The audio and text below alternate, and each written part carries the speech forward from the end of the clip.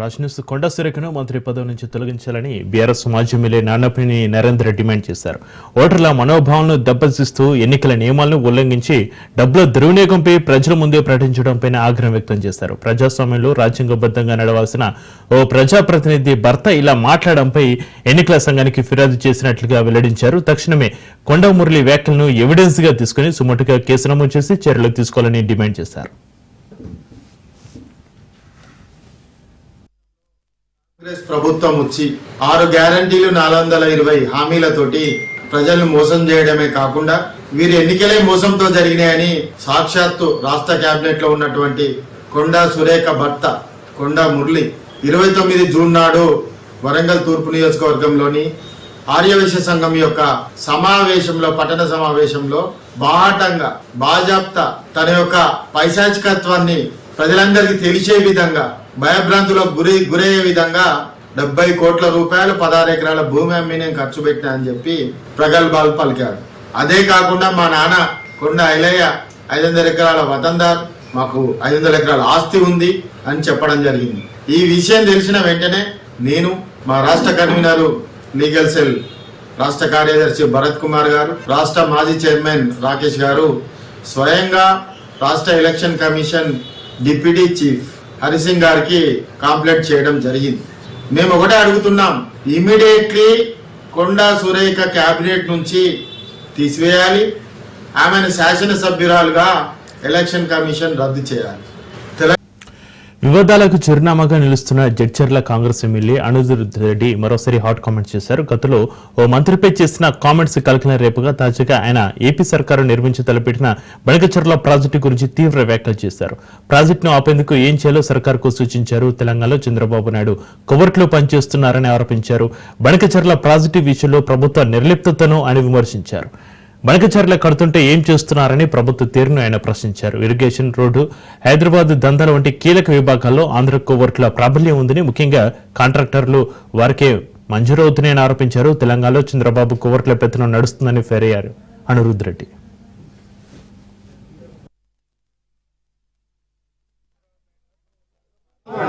తెలంగాణకి నష్టం జరుగుతుంది. గోదావరి నీళ్ళన్నా ఆల్రెడీ కృష్ణా నీళ్ళనే నష్టం చేస్తారు పోయిన గవర్నమెంట్న. కాబట్టి అది బంద్ కావాలంటే ఇక్కడ ఉన్న వాళ్ళ కోర్టు ఎవరైతే ఇరిగేషన్ ప్రాజెక్టులు కానీ ఎవరైతే హైదరాబాద్ దందాలు చేస్తున్నారో ఆంధ్ర నుంచి వచ్చి వాళ్ళని అన్నీ కట్ చేస్తే వాళ్ళే పోయి చంద్రబాబు నాయుడుతో మాట్లాడుకొని బంకచర్ల బంద్ చేపిస్తారు. సిద్ధరామయ్య, డీకే శివకుమార్ మధ్య సంధి కుదిరింది. మధ్యవర్తిత్వం వర్కౌట్ అయింది. కాంగ్రెస్ ముఖ్యనేత రణదీప్ సుర్జేవాలా చర్చలు ఫలించాయి. సిద్ధరామయ్యను ముఖ్యమంత్రిగా తొలగించే ఆలోచన కాంగ్రెస్ పార్టీకి లేదని సుర్జేవాలా తేల్చి చెప్పారు. నిన్నటి వరకు శివకుమార్ కు సీఎం పగ్గాలు ఇవ్వాలని ఆయన మద్దతుదారులు డిమాండ్ చేస్తూ వస్తున్నారు. కాంగ్రెస్ పార్టీకి ఉన్న 138 మంది ఎమ్మెల్యేలలో శివకుమార్ కు ఎక్కువ మంది మద్దతుందని ఆయన నమ్మిన పంటూ ఇక్బాల్ హుస్సేన్ వాదనతో ఈ రచ్చ మరోసారి మొదలైంది. 2023 ఎన్నికల తర్వాత సీఎం పదవి కోసం ఢిల్లీ పెద్దలతో డీకే శివకుమార్ పేరవి చేసినప్పటికీ హైకమాండ్ సిద్ధరామయ్యకు మాత్రమే అవకాశం ఇచ్చింది. ఇద్దరి మధ్య ఢిల్లీ పెద్దలు డీల్ కుదిర్చారని కూడా అంటారు. అయితే సిద్ధరామయ్య, డీకే శివకుమార్, సుర్జేవాలా మధ్య జరిగిన సమావేశాల వివరాలు మాత్రం బయటకు రాలేదు. ఇప్పటికీ కర్ణాటక ముఖ్యమంత్రిగా సిద్ధరామయ్య కొనసాగడానికి 7 చేపల కథను ఉదహరించవచ్చు. చేప ఎందుకు ఎండలేదంటే అన్న రకంగా డీకే శివకుమార్ కు సీఎం పీఠం ఇచ్చేది లేదన్న క్లారిటీని కాంగ్రెస్ హైకమాండ్ ఇచ్చేస్తుంది. సిద్ధరామయ్య ఇప్పటికీ కర్ణాటక ముఖ్యమంత్రిగా ఉండడానికి 7 కారణాలు ఇప్పుడు చూద్దాం. ఇక మొదటి కారణం, సిద్ధరామయ్య డీకే శివకుమార్ కు రహస్య సందేశం ఎవరికీ కూడా తెలియదు. ఒకవేళ డీకే శివకుమార్ ముఖ్యమంత్రి కావాలనుకుంటే కర్ణాటక కాంగ్రెస్ అధ్యక్ష పదవికి రాజీనామా చేయాలి. అప్పుడు సిద్ధరామయ్య తనకు ఆమోదయోగ్యుడైన వ్యక్తిని పిసిసి చీఫ్ గా నియమిస్తాడు. సో ఇప్పటికిప్పుడు డీకే శివకుమార్ ఆ పదవికి రాజీనామా చేయలేడు. ఇక రెండో కారణం, బీహార్ అసెంబ్లీ ఎన్నికలు కూడా సీఎం మార్పునకు ఇబ్బందికరంగా మారాయి. ఈ ఏడాది చివరిలో బీహార్ అసెంబ్లీ ఎన్నికలు జరుగుతాయి. పాట్నా, బెంగళూరు నుంచి 2000 కిలోమీటర్ల దూరమే అయినప్పటికీ 64% వెనుకబడిన, అత్యంత వెనుకబడిన తరగతుల జనాభా ఉన్న రాష్ట్రంలో ఓటు వేసే ముందు అక్కడ అణగారిన వర్గాలకు ఏం చెప్తారన్నది చాలా కీలకం. ఇప్పటికే కాంగ్రెస్ బీసీ జపం చేస్తుంది. బీసీ సీఎంను మార్చడం వల్ల కాంగ్రెస్ పార్టీకి చాలా ప్రతికూలత ఎదురవుతుంది. బీజేపీకి సానుకూలత లభిస్తుంది.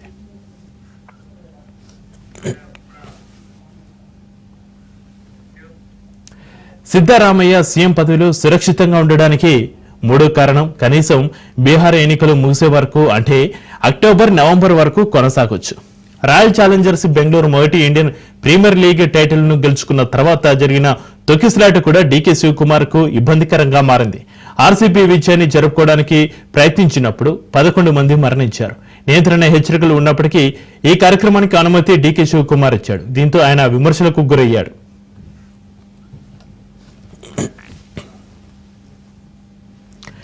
నాలుగో కారణం ఏంటంటే డీకే శివకుమార్ పై ఈడీ సిబిఐ దర్యాప్తు కొనసాగుతుంది. 2019లో సెప్టెంబర్ 3 నుంచి అక్టోబర్ 25 వరకు మనీ లాండరింగ్ ఆరోపణలపై జైలు శిక్ష కూడా అనుభవించారు. ఈ సమయంలో డీకే శివకుమార్ ను ప్రోత్సహించడం వల్ల పార్టీ తప్పుడు సంకేతాలు పంపించామన్న భావనకు గురవుతోంది. అరవింద్ కేజ్రీవాల్ లాంటి పరిస్థితి ఎదురవుతుందని, సిట్టింగ్ ముఖ్యమంత్రిని జైలుకు పంపాల్సి వస్తుందని కాంగ్రెస్ భావిస్తోంది.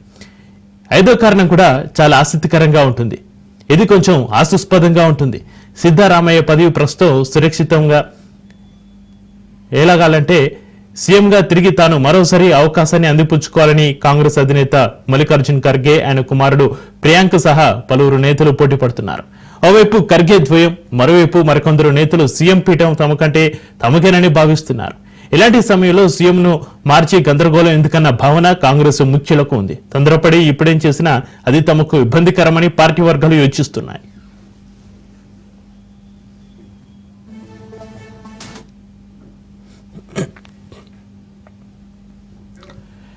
ఇక ఆరో కారణం సిద్ధరామయ్య సీఎం పదవిలో కొనసాగడానికి వ్యక్తిగత కోణం కూడా ఉంది. దేవరాజ్ ఉర్స్ నిర్వహించిన 7,238 రోజుల ముఖ్యమంత్రి రికార్డును బద్దలు కొట్టాలని సిద్ధరామయ్య కోరుకుంటున్నాడు. సిద్ధరామయ్య ప్రస్తుతం 7,48 రోజులు ముఖ్యమంత్రిగా వ్యవహరిస్తూ ఉన్నారు. తాను రాజీనామా చేసి రాజకీయాల నుంచి రిటైర్ అవుతానని, ఆ తర్వాత డీకే శివకుమార్ కు మార్గం సుగమం చేస్తారని ఆయన కాంగ్రెస్ కేంద్ర నాయకత్వానికి ఇప్పటికే హింట్ ఇచ్చారు.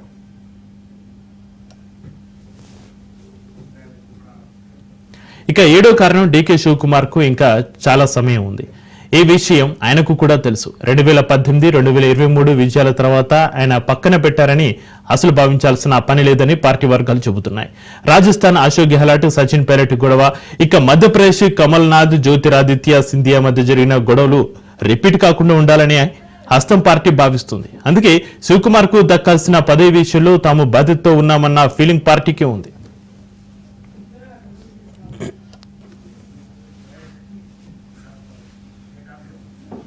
ఫోన్ ట్యాపింగ్ కేసులో పొలిటికల్ సైకాలజిస్టు ఆరాం మస్తాన్ విచారణలో సంచలన విషయాలు వెలుగులోకి వచ్చాయి.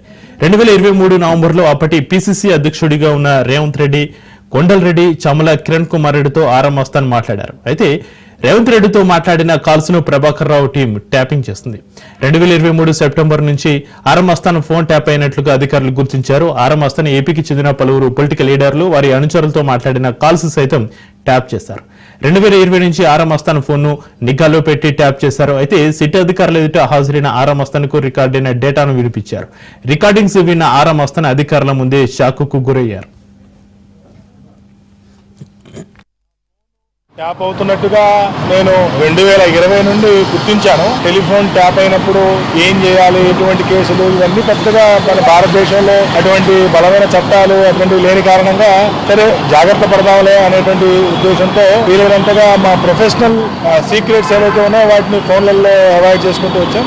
ప్రస్తుతం తెలంగాణ ప్రభుత్వం వైపు నుండి ఈ ఫోన్ ట్యాపింగ్ మీద ఎవరైతే విచారణ జరుపుతున్నారో ఆ సిట్ వాళ్ళు ఒక నెల రోజుల క్రితం నాకు సమాచారం ఇచ్చారు. మీకున్నటువంటి 2 మొబైల్ నంబర్లు అనేక రోజులుగా ట్యాప్ అయినవి, మీరు వచ్చి దానికి సంబంధించి కొన్ని విషయాలు మీకు చర్చించాలి, ఒకసారి విచారణకు రమ్మని పిలిచారు. సరే మధ్యలో 3-4 సందర్భాల్లో పిలిచినప్పుడు నేను వేరే ప్రాంతాల్లో పని మీద ఉన్న కారణంగా రాలేకపోయాను. తప్పనిసరిగా హాజరు కావాల్సిందిగా నోటీస్ ద్వారా తెలియజేశారు. సో ఈ రోజు నేను జూబ్లీ హిల్స్ ఏసీపీ గారు అలాగే వారి బృందం ముందు అటెండ్ అయ్యి వారు నా ఫోను, నా 2 నంబర్లతో పాటుగా నా ఫోను ఎప్పుడెప్పుడు ట్యాప్ అయింది, నా ఫోన్కు సంబంధించినటువంటి రికార్డ్స్, వాయిస్ రికార్డ్స్, నేను ఈ తెలుగు రాష్ట్రాల్లోని అనేక మంది ప్రముఖులతో మాట్లాడినటువంటి వాయిస్ రికార్డ్స్, వీటన్నిటిని కూడా వాళ్ళు ఆ డేటా అంతా కూడా నా ముందే పెట్టడం జరిగింది. ఏది ఏమైనా ఉగ్రవాదుల పేరుతో, మావోయిస్టుల పేరుతో అనేక మంది ప్రముఖుల నంబర్లు వాళ్ళ జాబితాలో పెట్టి ప్రభుత్వంలో ఉన్నటువంటి ఉన్నతాధికారులని తెలియకుండా ఈ విధంగా ఫోన్ ట్యాప్ చేయడం ఏదైతే చాలా అన్యాయం. ఇది మావోయిజం కంటే, టెర్రరిజం కంటే కూడా ప్రమాదకరం. నేను ఏ పొలిటికల్ పార్టీకి చెందిన వ్యక్తిని కాదు. అన్ని పొలిటికల్ పార్టీలతో బాగుండేటువంటి వ్యక్తిని, అందరు నాయకులతో బాగుండేటువంటి వ్యక్తిని. వందల వాయిస్ రికార్డ్స్ ఇప్పుడు గౌరవ పోలీస్ అధికారులు చూపిస్తుంటే నాకు చాలా ఆశ్చర్యం అనిపించింది. కాబట్టి once again I'm requesting to the honourable leaders, ఎవరు కూడా ఇటువంటి వ్యక్తిగత గోప్యతకు భంగం కలిగించేటువంటి పనులకు పాల్పడొద్దనేది మాత్రం నేను బలంగా చెప్పగలుగుతాను. యాచరి ఇబ్రహీంపట్నం అబ్దుల్లాపురం ఏటీపీఎస్ పరిధిలోని ఆలయాలో చోరీలకు పాల్పడుతున్న నిందితులను పోలీసులు అరెస్టు చేసి రిమాండ్కు తరలించారు. ఏపీకి చెందిన శివానంద, షేక్ షరీఫ్ను అరెస్ట్ చేసి రిమాండ్కు తరలించారు. వ్యసనాలకు అలవాటు పడి ఈజీ మనీ కోసం దొంగతనాలకు పాల్పడుతున్నట్లుగా పోలీసులు గుర్తించారు. సీసీ కెమెరాలు లేని ఆలయాలే టార్గెట్గా చోరీలకు పాల్పడుతున్నట్లుగా పోలీసులు వెల్లడించారు.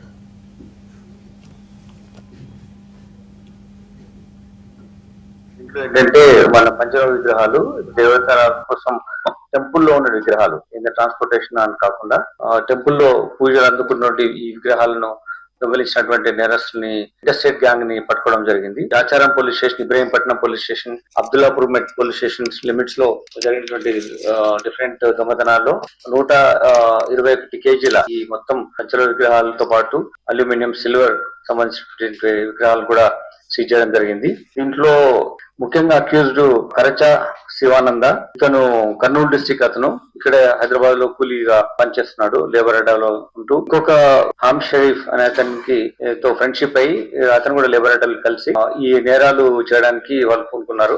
శివానంద్ ప్రీవియస్ గా కూడా వరంగల్ కమిషనరేట్ లో, దాని తర్వాత మన మీర్పేట్ లో, మన దగ్గర నాగోల్లో కూడా అరెస్ట్ కావడం జరిగింది. కొన్ని కేసెస్ ఇన్వాల్వ్ అయి ఉన్నాడు అతను. ఇతని పాత నేరస్తుడు. వీళ్ళిద్దరూ దొంగతనం చేసిన తర్వాత అక్కపల్లి క్రాంతి కుమార్ అనే వ్యక్తి దగ్గరికి వెళ్లి ఇవి అమ్మడం జరిగింది. ఇతను ఉప్పల్లో ఉంటాడు. వాళ్ళందరి దగ్గర నుంచి రామ ఐడల్ 1, లక్ష్మణ ఐడల్, పంచలోహ 2, దాని తర్వాత సీత అమ్మవారి ఐడల్, తర్వాత హనుమాన్ ఐడల్, దాని తర్వాత పెద్దిరాజు ఐడల్, తర్వాత పెద్దమ్మ ఐడల్, అలానే అయ్యప్ప స్వామి ఇది కూడా పంచలోహ విగ్రహమే. అయ్యప్ప స్వామి ఇంకొకటి సిల్వర్ లో ఉంది. సాయిబాబా ఐడల్ కూడా ఒకటి అల్యూమినియం లో ఉంది. రామ ఐడల్ మళ్ళీ ఇంకొకటి పంచలోహ, లక్ష్మణ కూడా పంచలోహ, సీతమ్మ వారిది కూడా పంచలోహ ఉంది. అలానే టెంపుల్ సంబంధించిన బెల్స్, ఇవన్నీ డిఫరెంట్ టెంపుల్ ఉన్నటువంటి పూజా సామాగ్రిని కూడా మనం సీజ్ చేయడం జరిగింది.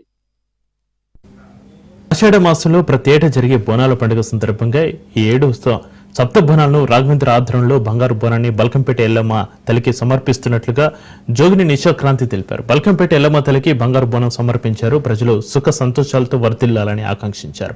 మొదటి బోనాన్ని జగదాంబిక అమ్మవారికి, రెండవది బెజవాడ అమ్మవారికి సమర్పించామని, మూడవది బల్కంపేట ఎల్లమ్మకు సమర్పిస్తున్నట్లుగా గోపిశెట్టి రాఘవేందర్ వెల్లడించారు.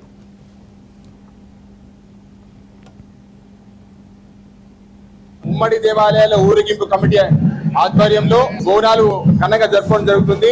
మరి ముఖ్యంగా పాత నగరం నుండి ఈసారి ఉమ్మడి దేవాలయ అధ్యక్షుడిగా అక్కన్న మాదన మందిరం నుండి నాకు గోపిశెట్టి రాఘవేందర్ కి ఈ అవకాశం అమ్మవారు కల్పించారు. బోనాలు పండుగ ఉమ్మడి దేవాలయ ఆధ్వర్యంలో 13వ తారీఖున ఘటాలు ఉంటాయి. తర్వాత 20వ తారీఖు నాడు బోనాలు ఉంటుంది. 21 నాడు పెద్ద ఊరేగింపు, లక్షలాది ప్రజలతో ఊరేగింపు ఉంటుంది. అయినప్పటికీ దీంతో పాటు సప్త మాతృలకు సప్త బంగారు బోనాలు సమర్పణ కార్యక్రమం కూడా ఉమ్మడి దేవాలయ ఊరేగింపు కమిటీ ఆధ్వర్యంలో గత 10 సంవత్సరాల్లో తీసుకోవడం జరిగింది. దానిలో భాగంగా మొదటి బోనం జగదాంబ అంబిక వారికి గోల్కొండలో 26 తారీఖు నాడు సమర్పించడం జరిగింది. అదే విధంగా 29వ తారీఖు నాడు మన బెజవాడ కనకదుర్గమ్మ తల్లికి బంగారు మరియు ఎండి బోనాలు సమర్పించడం జరిగింది. ఈ రోజు బల్కంపేట ఎల్లమ్మ తల్లికి 3వ బంగారు బోనం సమర్పించడం జరుగుతుంది. తర్వాత ఎల్లుండి పెద్దమ్మ తల్లి జూబ్లీస్ దగ్గర బంగారు బోనం సమర్పణ ఉంటుంది. తర్వాత 10వ తారీఖు నాడు ఉజ్జయిని మహాకాళి మందిరం బంగారు బోనం సమర్పణ ఉంటుంది. 15వ తారీఖు నాడు భాగ్యలక్ష్మి మందిరం చార్మినార్ వద్ద బంగారు బోనం సమర్పణ ఉంటుంది. అదే విధంగా ఆఖరిగా 17వ తారీఖు నాడు మన సింహవాహిని లాల్ దర్వాజా అమ్మవారి మహాకాళి మాతకు బంగారు బోనం సమర్పణ కార్యక్రమం ఉంటుంది. యావత్ తెలంగాణ ప్రజలందరికీ బోనాల పండుగ శుభాకాంక్షలు. నేను మీ నిశాక్రాంతి. బంగారు బోనాలు సప్తమాతలకు సప్త బోనాలు ఉమ్మడి దేవాలయం కమిటీ తరపు నుంచి ఈ సంవత్సరము రాఘవేంద్రరావు గారి ఆధ్వర్యంలో ఈ యొక్క సప్తమాతృకు సప్త బోనాలు అనేది సమర్పిస్తున్నాము. ఇది 3వ బోనము శ్రీ బల్కంపేట ఎల్లమ్మ తల్లికి సమర్పిస్తున్నాము. అందరూ సంతోషంగా ఉండాలి, సుభిక్షంగా సురక్షంగా ఉండాలని చెప్పి కోరుకుంటూ ఈ యొక్క మా కమిటీ ద్వారా నుంచి అమ్మవారికి బోనాలు సమర్పిస్తున్నాము. వైసీపీ పాలనలో విధ్వంసం నుంచి ఎలా బయటపడ్డామనే విషయాలు తెలియజేయడానికి కూటమి ప్రభుత్వం సుపరిపాలన తొలి అడుగు కార్యక్రమం ప్రారంభించింది. ఈ కార్యక్రమంలో 7 నియోజకవర్గాల్లోని పార్టీ శ్రేణులు ఇంటింటికి వెళ్లి కూటమి ప్రభుత్వం చేస్తున్న అభివృద్ధి సంక్షేమ కార్యక్రమాలను వివరించేందుకు సిద్ధమైనట్లు జిల్లా అధికారులు తెలిపారు.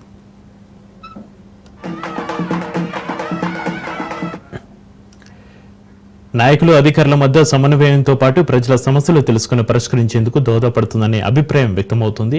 ప్రభుత్వం తలపెట్టిన ప్రతి కార్యక్రమాన్ని విమర్శిస్తూ ప్రజలను తప్పుదోవ పట్టిస్తున్న వైసీపీ విమర్శలను అబద్దాలను వివరించనున్నారు. 4 రోజుల పాటు నిర్వహించనున్న ఈ కార్యక్రమంలో ప్రజల సమస్యలు తెలుసుకుని పరిష్కారానికి చర్యలు తీసుకుంటారు.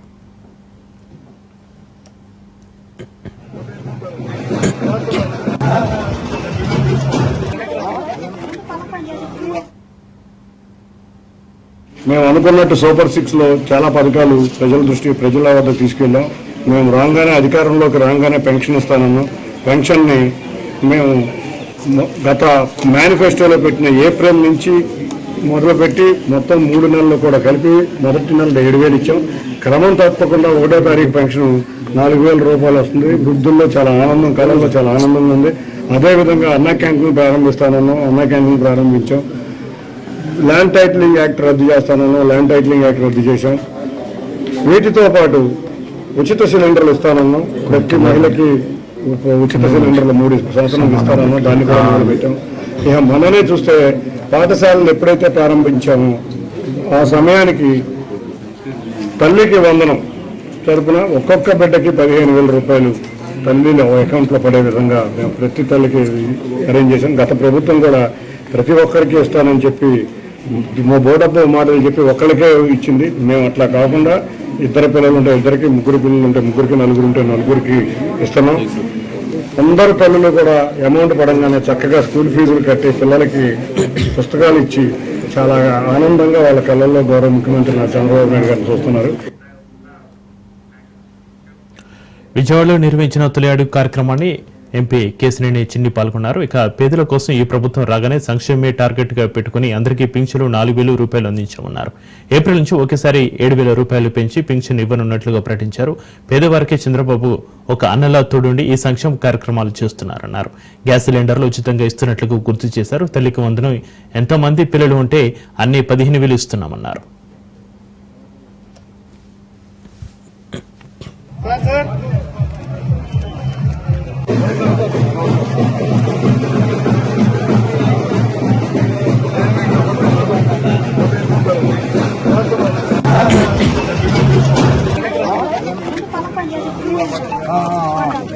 అంకుల్ చేద్దాం. కూరగాయలు పెట్టి ఎక్కడ పెడతాం?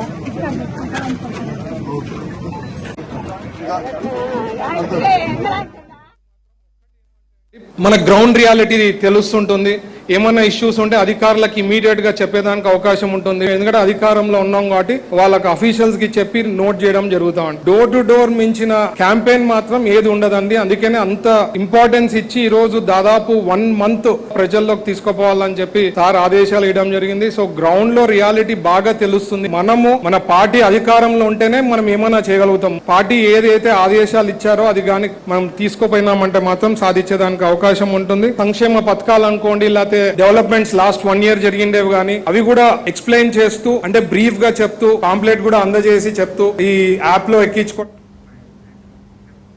ప్రకాశం జిల్లా కొండపి మండలంలో సుపరిపాలనలో తొలి అడుగు కార్యక్రమాన్ని మంత్రి స్వామి ప్రారంభించారు. నరసింహస్వామి దేవాలయంలో ప్రత్యేక పూజలు నిర్వహించారు. ఎస్సీ కాలనీలో ఇంటింటికి వెళ్లి సమస్యలు అడిగి తెలుసుకుని యాప్లో నమోదు చేశారు మంత్రి స్వామి. ఏడాదిలో కూటమి ప్రభుత్వం చేసిన అభివృద్ధి సంక్షేమాన్ని ప్రజలకు వివరిస్తూ ముందుకు సాగడంతో పాటు గత 5 ఏళ్లలో జరిగిన విధ్వంసం, ఆర్థిక లోటును పూడ్చుకుంటూ సంపద సృష్టితో అభివృద్ధి సంక్షేమం చేస్తున్నామన్నారు. ఏడాదిలోని ప్రతి గ్రామంలో పెద్ద ఎత్తున సిమెంట్ రోడ్ల నిర్మాణం, పలు అభివృద్ధి కార్యక్రమాలు చేపట్టామని తెలిపారు.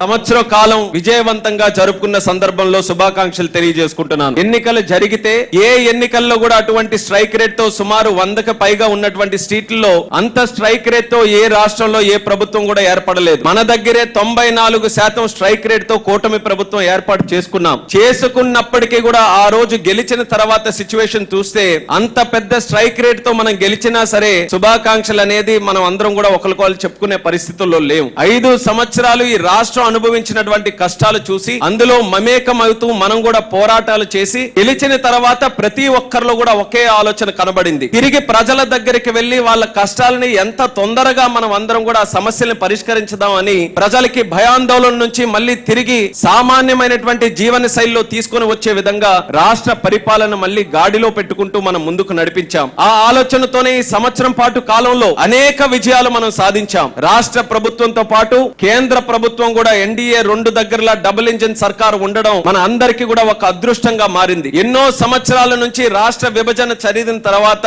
అన్యాయం అయిపోయాం. ఎన్నో కార్యక్రమాలకి మనకి పరిష్కారం దొరకట్లేదు. కొన్ని కార్యక్రమాలు అయితే అసలు ఈ జీవిత కాలంలో జరగవేమో అని అనుకున్నటువంటి కార్యక్రమాలకి కూడా ఒకే ఒక్క సంవత్సరంలో పెద్ద పెద్ద కార్యక్రమాలకి కూడా ఈ రోజు పరిష్కారం చూపించామనంటే దానికి కారణం కూటమి ప్రభుత్వానికి ఆంధ్రప్రదేశ్ రాష్ట్రం మీద ఉన్నటువంటి చిత్తశుద్ధి, అలాగే మన నాయకుడు చంద్రబాబు నాయుడు గారికి మన రాష్ట్రం మీద ఉన్నటువంటి కమిట్మెంట్ అందు కూడా తెలియజేస్తున్నాను. 10 సంవత్సరాలు నేను పార్లమెంట్ సభ్యుడిగా ఉంటే ఏ సెషన్స్ వచ్చినా, బడ్జెట్ వచ్చినా, వింటర్ వచ్చినా, లేకపోతే మాన్సూన్ సెషన్ వచ్చినా, పార్లమెంట్ సెషన్స్ మొదలయ్యాలంటే ఈ ఇష్యూస్ అన్ని కూడా నేను రాసుకునేవాడిని. ఒక్కసారైనా సరే దాని గురించి ప్రస్తావించాలి. రైల్వే జోన్ గురించి, వైజాగ్ స్టీల్ ప్లాంట్ గురించి, క్యాపిటల్ గురించి, బైఫర్కేషన్ తాలూకా ఇష్యూస్ గురించి మాట్లాడాలని గత 10 సంవత్సరాలుగా ఈ ఇష్యూస్ అన్ని కూడా ఎలైవ్ గా ఉంచామనంటే దానికి కారణం మన తెలుగుదేశం పార్టీ అనేది కూడా ఈ సభాముఖంగా తెలియజేసుకుంటున్నాను.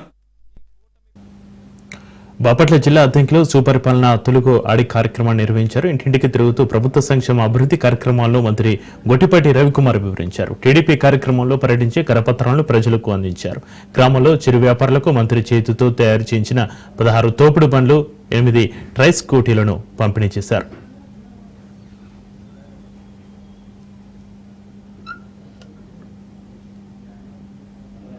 సంవత్సరం క్రితం మనం ప్రభుత్వాన్ని ఏర్పాటు చేసినటువంటి రోజున మనం ప్రజలకు ఇచ్చినటువంటి వాగ్దానాల్ని నిలబెట్టుకోవాలి అన్నటువంటి ఒక కమిట్మెంట్ తోటి ఈ ప్రయాణాన్ని కొనసాగిస్తే చాలా గాడిన పెట్టేటువంటి ప్రయత్నం చేశాం. ఒకవైపు ఈ కూటమి ప్రభుత్వం వల్లనే ఈ రాష్ట్రం గాడిన నిలబడింది అనేటువంటిది రాష్ట్ర ప్రజానీకానికి మనం వివరించాల్సినటువంటి అవసరం వచ్చింది. జగన్మోహన్ రెడ్డి గారు అధికారంలోకి వచ్చినటువంటి మొదటి సంవత్సరంలో ఆయన పెంచినటువంటి పెన్షన్ 250 రూపాయలు, మనం పెంచింది 1000 రూపాయలు. సంవత్సరానికి 34,000 కోట్ల రూపాయలని మనం ఖర్చు పెడుతున్నాం. మరి అట్లానే తల్లికి వందనం పేరుతో మనం మొన్ననే రిలీజ్ చేశాం. గత ప్రభుత్వం 42 లక్షల మందికి ఇస్తే మనం ఇవాళ 67 లక్షల మందికి ఇస్తున్నాం. ఇవాళ సంక్షేమం డబుల్ చేయబడింది ప్రభుత్వంలో అనేటువంటిది మనం ప్రజలకు వివరించాల్సినటువంటి పరిస్థితి వచ్చింది. ఆయన మెగా డిఎస్సిని పాదయాత్రలో ప్రామిస్ చేస్తే 5 ఏళ్లలో డిఎస్సి గురించి మాట్లాడలేదు. అదే యువగలం పాదయాత్రలో లోకేష్ గారు డిఎస్సిని ప్రామిస్ చేస్తే మొదటి సంతకాన్ని పెట్టి ఇవాళ ఎగ్జామ్స్ చేస్తున్నటువంటి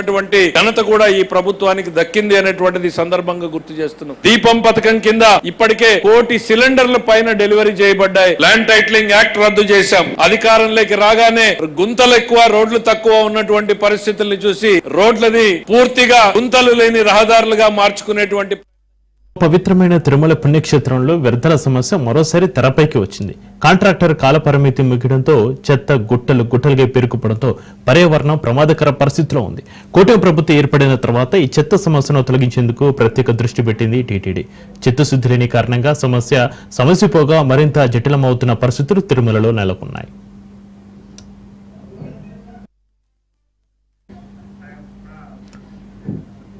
అఖిలాండకోటి బ్రహ్మాండ నాయకుడైన శ్రీనివాసుడి దర్శనార్థం నిత్యం వేల సంఖ్యలో భక్తులు తిరుమలకి తరలి వస్తుంటారు. సాధారణ రోజుల్లో శ్రీవారిని దర్శించుకోవడానికి 70,000 మందికి పైగా భక్తులు తరలి వస్తుంటే సెలవు, ప్రత్యేక పర్వదినాల్లో ఈ సంఖ్య 1,00,000కు చేరుకుంటోంది. దీనికి తోడు భక్తులకు సేవలు అందించే ఉద్యోగులతో పాటు స్థానికులు మరో 20,000 మంది వరకు తిరుమలలో నివాసం ఉంటున్నారు. ప్రతిరోజు 80 టన్నుల వరకు తడి, పొడి చెత్త పేరుకుపోతుంది. ఇందులో తడి చెత్త అత్యధికంగా 57 టన్నులు, పొడి చెత్త 20 నుంచి 22 టన్నుల వరకు ఉంటుంది. వాటిని ఏ రోజుకు ఆ రోజు తొలగించడం కీలకం. అయితే కాకులమాను యార్డ్ వద్ద 20 ఏళ్లుగా పేరుకుపోయిన 2.5 లక్షల టన్నుల వ్యర్థాలు తిరుమల వాతావరణాన్ని కలుషితం చేసేవి. వాటిని తొలగించడానికి టీటీడీ నూతన పాలకులు అధికారులను సంయుక్తం చేశారు. ప్రత్యేకంగా కాంట్రాక్టర్ను ఏర్పాటు చేశారు. గత నవంబర్లో ఈ పనులు ప్రారంభించగా ఇప్పటి వరకు 2 లక్షల టన్నులు తొలగించారు. ఇక టీటీడీ నయా ఆలోచనలకు నాంది పలికింది. ఐఓసీఎల్ బయోగ్యాస్ ప్లాంట్ నిర్మాణానికి టీటీడీ ఒప్పందం కుదుర్చుకుంది. 2.22 ఎకరాలు బయోగ్యాస్ ప్లాంట్ను ఐఓసీఎల్ నిర్మించనుంది. 17 ఎకరాల్లో కంపోస్టు నిల్వ కేంద్రాన్ని నిర్మించనున్నారు. రోజుకు 40 టన్నుల ఉత్పత్తి సామర్థ్యంతో ఈ బయోగ్యాస్ ప్లాంట్ను ఏర్పాటు చేయనున్నారు. ఈ ప్లాంట్ నిర్మాణాన్ని 12.85 కోట్ల అంచనా వ్యయంతో రూపొందించగా 7 కోట్లు ఐఓసీఎల్ 5.5 కోట్ల నిధులను టీటీడీ సమకూర్చనుంది. ఈ ప్లాంట్ నిర్మాణం పూర్తయితే మిశ్రమ వ్యర్థాల ద్వారా బయోగ్యాస్ ను ఉత్పత్తి చేసి 2.5 కిలోమీటర్ల దూరంలోని తరికొండ అన్నప్రసాద కేంద్రానికి పైప్లైన్ ద్వారా పంపిణీ చేయనున్నారు. ఆలయానికి చాలా దూరంగా ఉన్న కాకులమాను తిప్ప వద్ద బయోగ్యాస్ ప్లాంట్ నిర్మించడం విశేషం. బయోగ్యాస్ ప్లాంట్ నిర్మాణం తలపెడితే సమస్య తీరిపోయినట్లే.